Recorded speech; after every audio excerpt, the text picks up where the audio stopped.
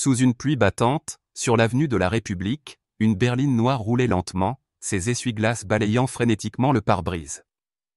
À l'intérieur, Claire Dubois, juge fédérale respectée, vérifiait son rétroviseur avec soin, ses doigts serrant le volant.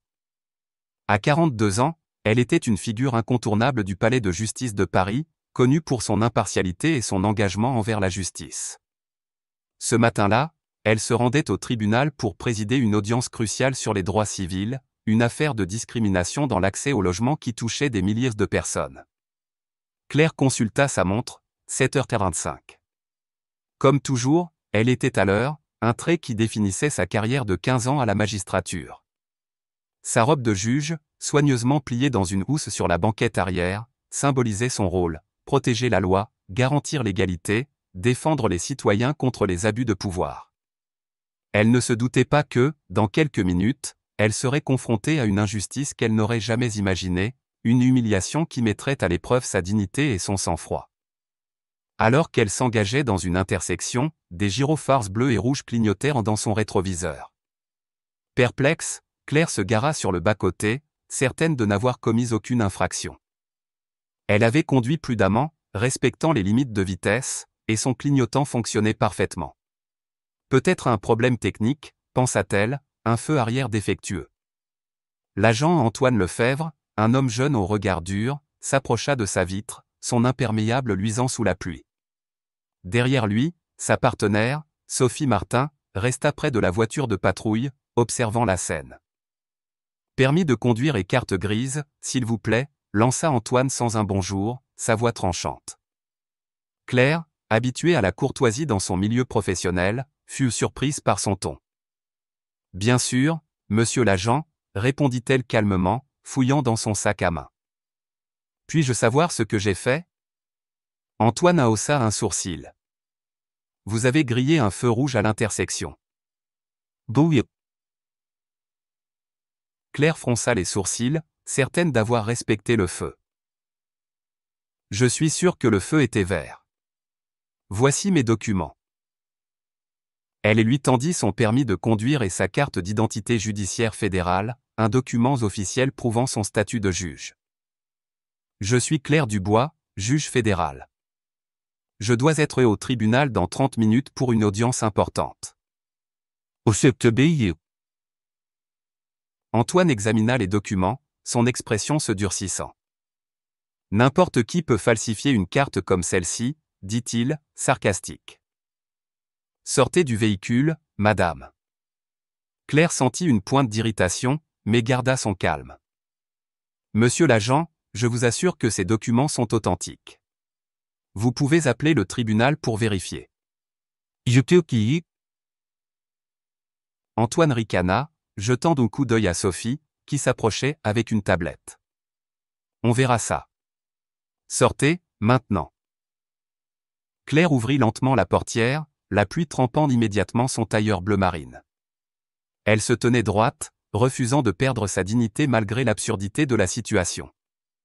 Antoine l'attrapa par le bras, la poussant contre le capot de la voiture. « Mettez vos mains sur le capot, » ordonna-t-il. La pluie ruisselait sur le visage de Claire, mais elle obéit, consciente que toute résistance pourrait aggraver les choses. « Agent, je vous ai montré ma carte fédérale. Je suis juge en exercice. Appelez le tribunal, je vous en prie. » Antoine éclata d'un rire moqueur. « Et moi, je suis le président de la République. Écartez les jambes. » À quelques mètres, Julien Moreau, un lycéen de 17 ans passionné de photographie, passait par là, son téléphone à la main. Intrigué par la scène, il commença à filmer discrètement, caché derrière un arbre. Il voyait une femme élégante, visiblement professionnelle, traitée comme une criminelle. Quelque chose clochait. Julien zooma sur l'échange, capturant la manière dont Antoine maintenait Claire contre la voiture. Sophie, de son côté, fouillait le sac à main de Claire, en sortant sa carte d'accès au tribunal. « Qu'est-ce que c'est ?» demanda-t-elle, brandissant le badge. Claire répondit posément. « C'est ma carte d'accès au tribunal fédéral. Elle prouve que je travaille là-bas. » Antoine ricana à nouveau. Voler, probablement. Les gens volent ce genre de choses tout le temps. Claire sentit une vague d'indignation monter en elle, mais elle la réprima. Jean, vous faites une grave erreur. Appelez le tribunal. Antoine l'ignora, continuant à la maintenir contre le capot, tandis que Sophie vidait le contenu de son sac sous la pluie. Julien, toujours en train de filmer, sentit son cœur battre plus vite. Il entendit Antoine crier « Arrêtez de filmer, gamin !» Julien recula, mais continua à enregistrer, déterminé à capturer la vérité. Il savait que cette vidéo pourrait faire la différence. Pendant ce temps, au tribunal, Marianne Lefort, l'assistante de Claire, vérifiait les dossiers du matin dans le bureau de la juge. Elle consulta sa montre, 8h15. Claire n'était pas encore arrivée, ce qui était inhabituel. Elle envoya un SMS. « Votre honneur, tout va bien ? L'audience commence dans 1 heure. » Pas de réponse. Marianne fronça les sourcils et appela Philippe, le chef de la sécurité du tribunal. « Philippe, as-tu vu la juge Dubois ce matin ?» Philippe secoua la tête à travers l'interphone. « Non, sa voiture n'est pas dans le parking. C'est bizarre, elle est toujours ponctuelle. » Marianne sentit une pointe d'inquiétude. Elle décida d'appeler un contact, Héloïse Garnier, une journaliste locale avec qui elle avait travaillé sur des affaires sensibles. « Héloïse, peux-tu vérifier si quelque chose d'inhabituel s'est passé ce matin ? La juge Dubois n'est pas là, et je suis inquiète. » Sur l'avenue de la République, la situation empirait. Antoine, convaincu que Claire mentait, l'attrapa par le bras et la poussa vers la voiture de patrouille. « Vous venez avec nous. Fausse identité, c'est sérieux. » Claire, trempée et humiliée, tenta une dernière fois de raisonner les agents. « J'ai le droit de passer un coup de fil. Appelez le tribunal, je vous en prie. » Sophie, qui semblait hésiter, consulta sa tablette. « Oh ça. Le permis est clean, pas de mandat. Mais cette carte fédérale, ça sent le faux. » Antoine ouvrit la portière de la voiture de patrouille. « Vous téléphonerez au poste. Montez. » Julien, toujours en train de filmer, sentit une montée d'adrénaline. Il savait qu'il devait agir. Il envoya la vidéo à un groupe d'amis sur WhatsApp, avec le message « Regardez ça, la police maltraite une femme qui dit d'être juge. » Partagez. Au poste de police, Claire fut conduite dans une cellule froide et humide, l'odeur de désinfectant agressant ses narines. Elle s'assit sur le banc métallique, son tailleur mouillé collant à sa peau. Elle pensa à l'audience qu'elle devait présider, une affaire cruciale pour des milliers de personnes. Les avocats devaient être en train d'attendre, confus par son absence. Elle demanda au sergent de service, un homme corpulent nommé Gérard, « Je dois passer un coup de fil, c'est urgent. » Gérard haussa les épaules. « 1 minute, madame. » Mais les minutes passèrent, et personne ne vint. Pendant ce temps, au tribunal, Marianne devenait de plus en plus nerveuse. À 9h30, elle entra dans la salle d'audience, où une trentaine de personnes, avocats, plaignants, journalistes, attendaient. « Mesdames et messieurs, nous avons un léger retard. Veuillez rester patients, » annonça-t-elle, masquant son inquiétude.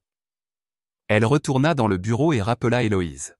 « Bruit, c'est toujours rien ?» Héloïse, qui venait de recevoir une alerte sur son téléphone, répondit. « Marianne, une vidéo circule sur les réseaux. Une femme arrêtée par la police. Ça pourrait être la juge Dubois. » La vidéo de Julien commençait à faire des vagues. Postée sur Twitter avec le hashtag #Justice pour Claire, elle avait déjà été vue des milliers de fois en 1 heure. Les commentaires affluaient, « C'est scandaleux. Elle est restée si calme, quel courage. Brutalité policière, encore. » Au poste, Claire attendait toujours son appel. Elle repensait à sa carrière, à toutes les fois où elle avait défendu les droits des citoyens. L'ironie était cruelle, elle, une juge fédérale, était enfermée pour une infraction qu'elle n'avait pas commise, par des agents qui refusaient de vérifier son identité. Elle songea à sa mère, une immigrée sénégalaise qui lui avait appris à toujours garder la tête haute, même face à l'adversité. Cette pensée lui donna la force de rester calme, malgré l'humiliation. Au même moment, Héloïse, la journaliste, visionnait la vidéo dans son bureau. Elle reconnut immédiatement Claire, qu'elle avait interviewée pour un article sur les réformes judiciaires.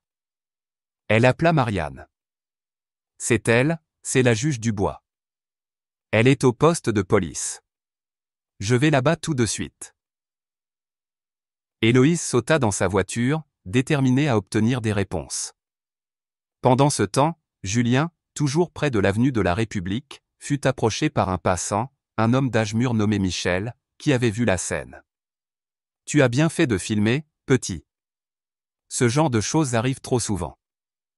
Envoie-moi la vidéo, je la partagerai. » Julien, encouragé, envoya le fichier à Michel, qui le transmit à un groupe communautaire local. En quelques minutes, la vidéo atteignit des dizaines de milliers de vues, et le hashtag #Justice pour Claire grimpa dans les tendances. Au tribunal, Philippe, le chef de la sécurité, commençait à envisager le pire. « Et si elle a été kidnappée, dit-il à Marianne. Une juge fédérale qui disparaît, ce n'est pas normal. Marianne, au bord de la panique, répondit. Attendons des nouvelles d'Héloïse avant d'alerter les autorités. Au poste, Claire reçut enfin la permission de passer un appel, mais la ligne du tribunal était occupée. Temps écoulé, grogna Gérard, lui retirant le téléphone. Claire s'assit, fixant l'horloge. Chaque minute passée ici retardait la justice qu'elle était censée rendre. Elle pensa aux plaignants de l'audience, des familles qui comptaient sur elle pour défendre leurs droits. Elle murmura pour elle-même, la loi protège tout le monde. Même moi. Mais pour l'instant, la loi semblait bien loin. La pluie continuait de tomber, et avec elle, une tempête bien plus grande se préparait. La vidéo de Julien, relayée par des milliers d'internautes, atteignait maintenant les rédactions des grands médias. Héloïse arriva au poste, badge de journaliste en main, exigeant des explications. « Je veux voir la juge Claire Dubois. Elle est ici, n'est-ce pas ?» Gérard, surpris, marmonna. « On vérifie. » Mais Claire, dans sa cellule, ignorait que le monde extérieur commençait à s'agiter pour elle. Elle savait seulement qu'elle devait rester forte, pour elle-même, pour la justice, et pour tous ceux qui, comme elle, avaient été humiliés sans raison. La pluie s'était calmée, mais une tempête d'un autre genre prenait forme. Dans les bureaux du journal. Le Parisien, Héloïse Garnier, journaliste chevronnée, fixait son écran, où la vidéo de Julien tournait en boucle. Les images étaient accablantes, Claire Dubois, juge fédérale respectée, poussée contre le capot de sa voiture par l'agent Antoine Lefebvre, tandis que Sophie Martin fouillait son sac sous une pluie battante. La dignité de Claire, malgré l'humiliation, transperçait l'écran. Héloïse, qui avait couvert des affaires de droit civil pendant des années, sentit une colère sourde monter en elle. Elle décrocha son téléphone et appela un contact au ministère de l'Intérieur. « Bonjour, c'est Héloïse Garnier. J'ai besoin d'informations sur une arrestation ce matin, avenue de la République. Une juge fédérale, Claire Dubois, est impliquée. » La voix à l'autre bout du fil se tendit. « Une juge ? Vous êtes sûr ? » Héloïse répondit sèchement. « La vidéo est partout sur Internet. Vérifiez vos registres. » Au poste de police, l'ambiance était électrique. Le sergent Gérard, qui avait ignoré les demandes de Claire plus tôt, venait de recevoir un appel du tribunal. Marianne, l'assistante de Claire, était au bord des larmes. « Vous détenez la juge Dubois depuis 3 heures. C'est une juge fédérale, pas une criminelle. Relâchez-la immédiatement. » Gérard, soudain pâle, raccrocha et se précipita vers la cellule. « Madame Dubois, venez avec moi. » Claire, toujours assise sur le banc métallique, trempée mais digne, se leva lentement. Vous avez vérifié mon identité, je présume? Gérard marmonna un vague « Oui, madame », avant de la conduire dans une salle d'interrogatoire. Là, le capitaine Lisa Moreau, une femme d'une cinquantaine d'années au regard perçant, l'attendait.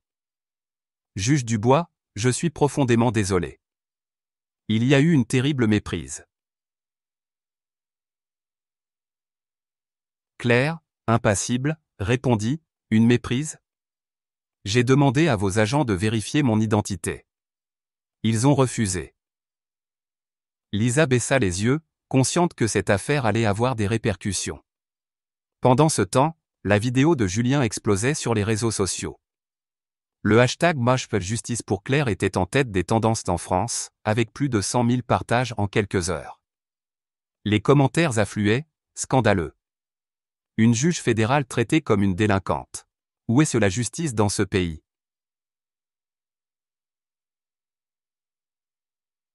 Ces agents doivent être sanctionnés. Julien, de retour chez lui, regardait les chiffres grimper sur son téléphone, stupéfait. Il avait simplement voulu documenter une injustice, mais il avait déclenché un mouvement. Sa mère, Aïssatou, une infirmière qui avait elle-même connu des contrôles de police discriminatoires, le serra dans ses bras. Tu as fait ce qu'il fallait, Julien. Cette femme méritait qu'on voie la vérité. Julien, encore secoué, répondit, j'espère qu'elle va bien. Au tribunal, Marianne était submergée. Les avocats de l'audience sur les droits au logement, reportés à cause de l'absence de Claire, faisaient que les 100 pas dans le couloir. Philippe, le chef de la sécurité, tentait de calmer les esprits. Elle est en route, Marianne m'a dit qu'elle vient d'être libérée. Les journalistes, alertés par la vidéo, commençaient à affluer devant le palais de justice. Héloïse arriva au poste juste au moment où Claire sortait, escortée par Lisa. « Juge Dubois ?» cria Héloïse, micro en main. « Pouvez-vous nous dire ce qui s'est passé ?» Claire, épuisée mais déterminée, s'arrêta. « Pas maintenant. Je parlerai cet après-midi, lors d'une conférence de presse. » Héloïse hocha la tête, respectant sa retenue, mais elle savait que cette histoire allait faire trembler les institutions. À 16 heures, le tribunal fédéral était bondé. Des caméras de France 2, BFM TV et TF1 s'alignaient dans la salle de presse, où Claire, vêtue d'un tailleur bleu marine impeccable, monta à la tribune.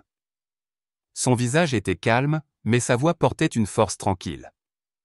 Bonjour à tous. Ce matin, j'ai été arrêté par 2 agents de police alors que je me rendais à une audience cruciale. J'ai présenté ma carte d'identité fédérale, mais ils ont refusé de vérifier mon identité, m'ont fouillé en public et m'ont emprisonné pendant 3 heures. La salle était silencieuse, suspendue à ces paroles. Je ne suis pas ici pour accuser des individus. Je suis ici pour dire que ce qui m'est arrivé arrive à des milliers de personnes chaque jour, souvent sans caméra pour témoigner. Nous devons exiger une justice égale pour tous, sans distinction de race, de statut ou de richesse. Un journaliste leva la main. Juge Dubois, allez-vous porter plainte? Claire réfléchit un instant. Dio, ma priorité c'est le changement systémique. Nous avons besoin de meilleures formations pour les agents, de procédures claires et de sanctions lorsque les droits des citoyens sont bafoués. La conférence de presse fut retransmise en direct à travers le pays. À Montreuil, un groupe de lycéens, inspiré par Julien, lança une pétition en ligne pour demander une enquête indépendante sur les agents Lefebvre et Martin. À Marseille, des militants des droits civils organisaient une manifestation devant la préfecture de police. À Paris, Serge, un officier de police vétéran qui travaillait au même poste qu'Antoine et Sophie, regardait la conférence à la télévision, mal à l'aise. Il avait formé Antoine des années plus tôt et savait que ce dernier avait un tempérament impulsif.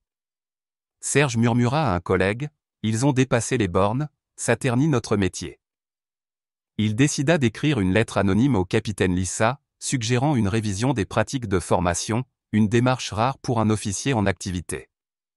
Héloïse, de son côté, creusait dans le passé des deux agents. En fouillant les archives, elle découvrit qu'Antoine avait été accusé de comportement discriminatoire lors d'un contrôle d'identité 2 ans plus tôt, mais l'affaire avait été étouffée. Sophie, bien que moins expérimentée, avait suivi l'exemple d'Antoine sans poser de questions. Héloïse contacta un ancien collègue d'Antoine, qui accepta de parler sous anonymat. Antoine a toujours eu un problème avec l'autorité, surtout quand il s'agissait de personnes qu'il jugeait suspectes. Il ne vérifiait jamais les identités correctement.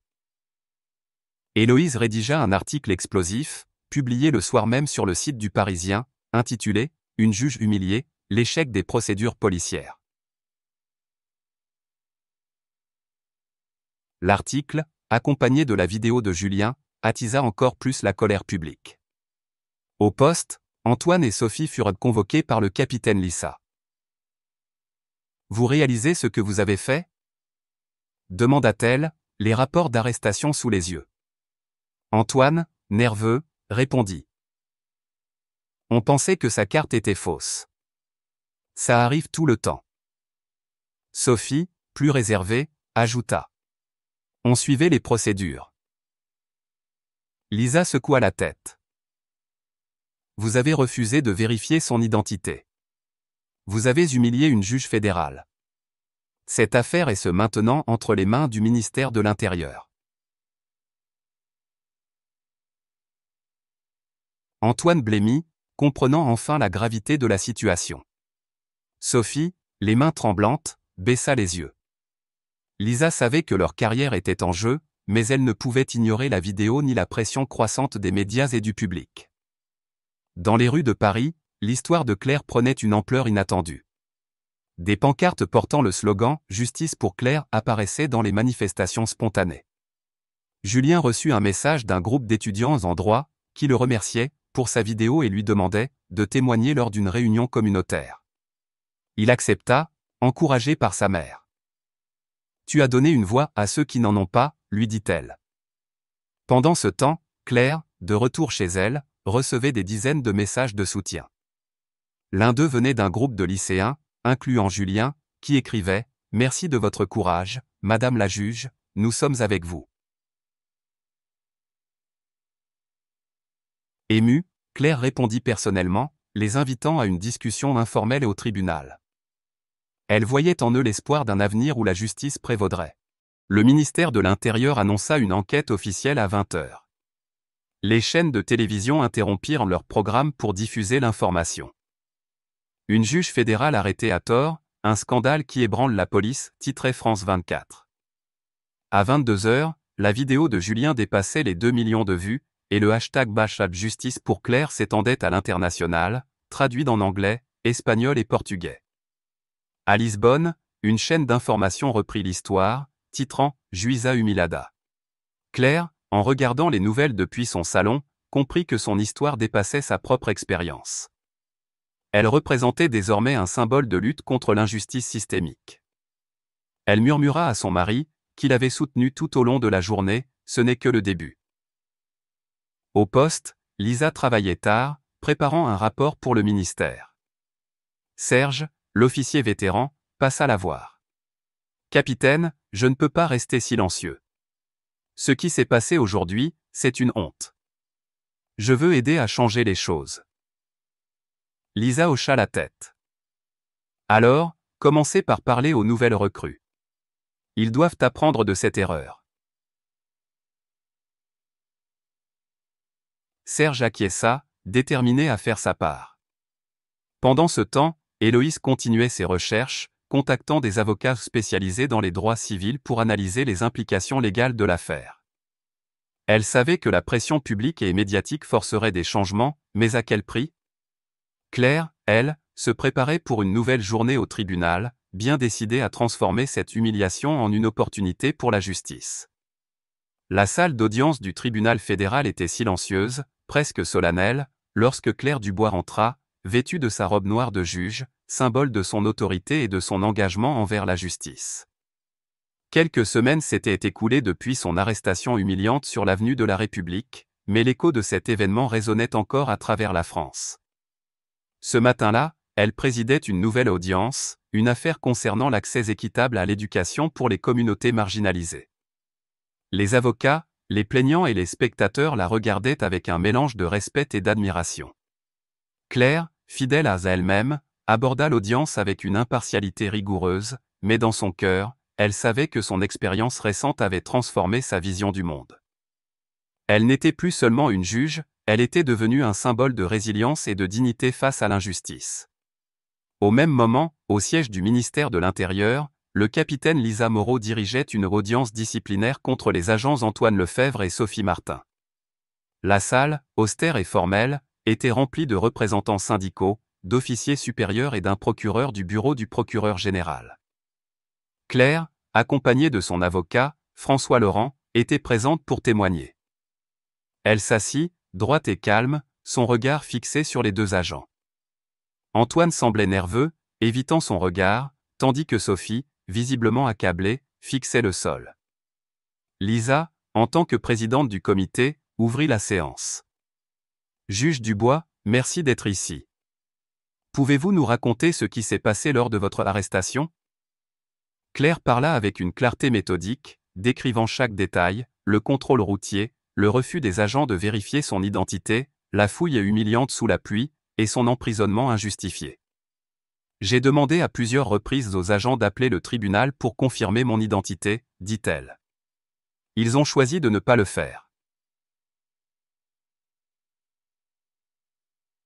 La vidéo de Julien Moreau, désormais vue par des millions de personnes, fut projetée sur un écran.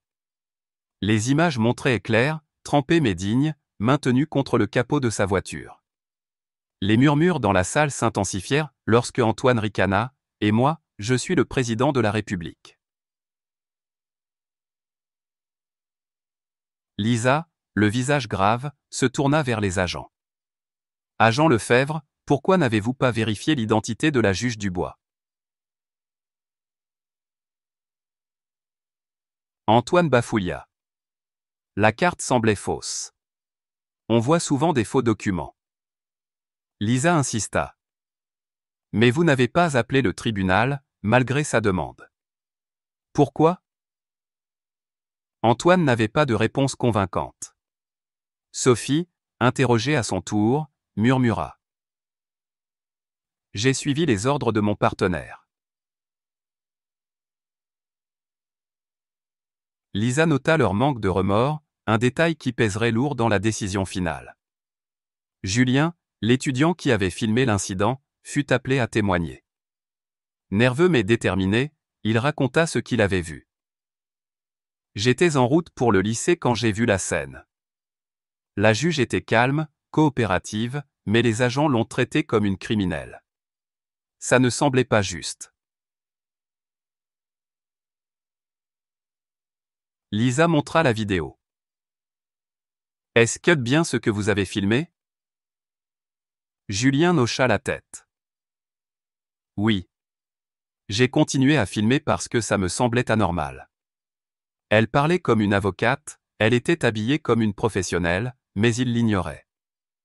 Le représentant syndical tenta de le déstabiliser. N'essayez-vous pas simplement d'attirer l'attention avec cette vidéo ? Julien secoua la tête. Non, je voulais juste montrer la vérité. Son témoignage, simple mais puissant, renforça l'accusation contre les agents. Le lendemain, Serge, l'officier vétéran qui avait exprimé sa honte face aux actions de ses collègues, témoigna à son tour. « J'ai formé Antoine il y a 5 ans, dit-il. Il avait du potentiel, mais il était impulsif, trop prompt à juger sans vérifier. Ce jour-là, ils avaient les moyens de confirmer l'identité de la juge Dubois en 5 minutes. Ils ont choisi l'arrogance au lieu de la procédure. » Bouiz.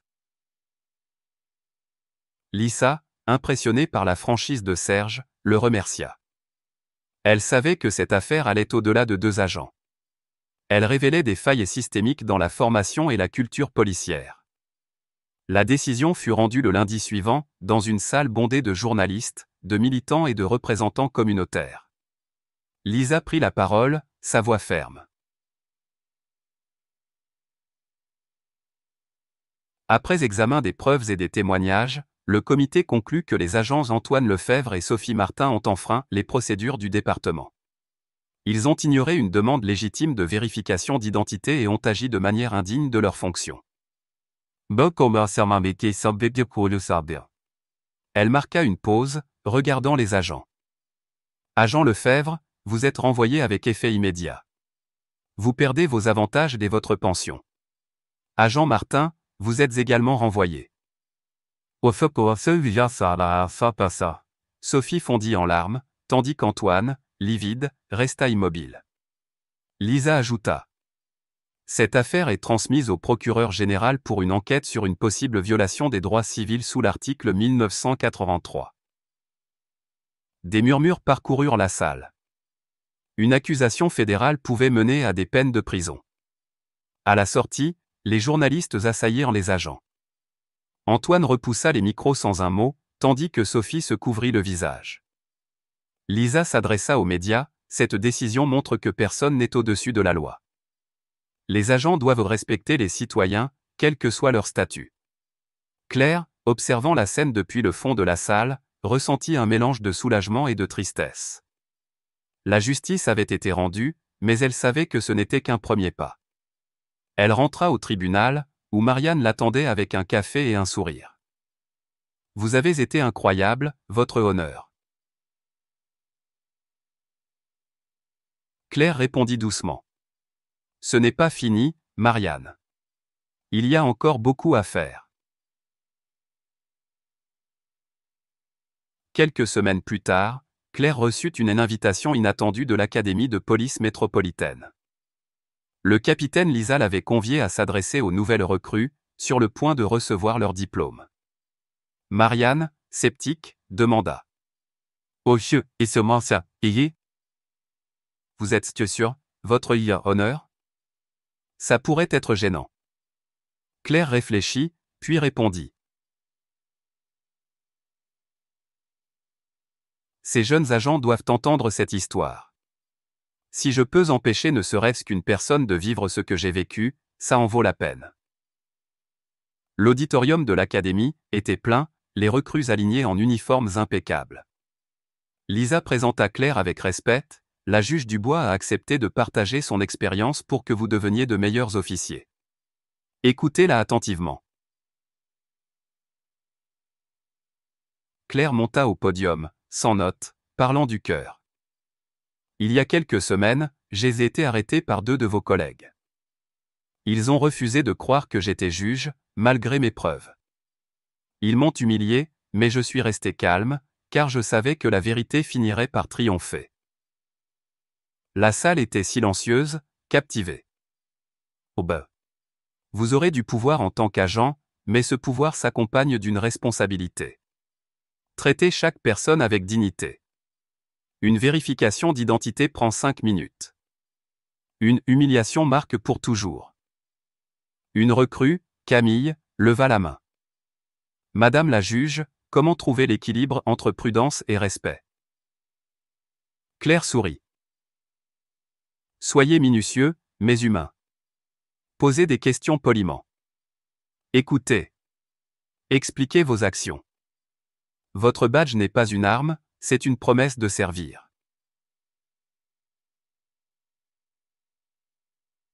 Après son discours, plusieurs recrues s'approchèrent pour lui parler. Camille, une jeune femme déterminée, confia. Votre histoire m'a marqué. Je veux être une policière qui fait la différence, pas une qui répète ses erreurs.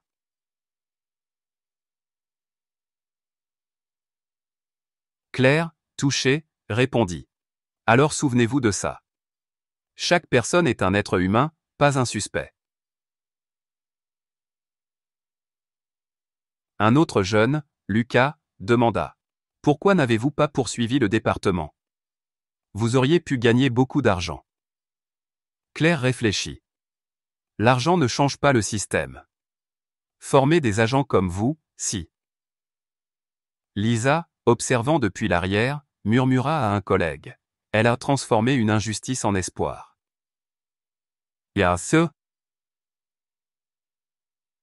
6 mois plus tard, Claire fut invitée à une nouvelle cérémonie de remise des diplômes à l'Académie.